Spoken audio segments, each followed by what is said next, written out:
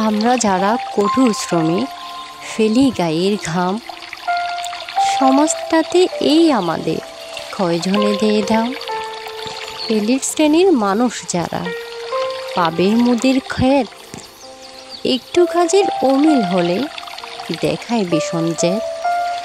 বিত্তশালী যারা মুদির লৌহ চষে খায়, ন্যায্য পাওনা চাইলে আরও ধমক দিয়ে ছাই।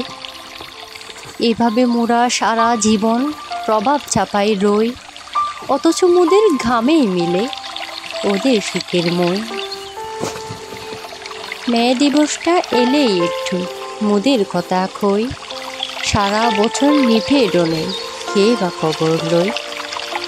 একদিন এলে দিবসে কি ন্যায্য আদায় হয়, রূপ দেখানো এই দিবসটা মোদের জন্য নয়।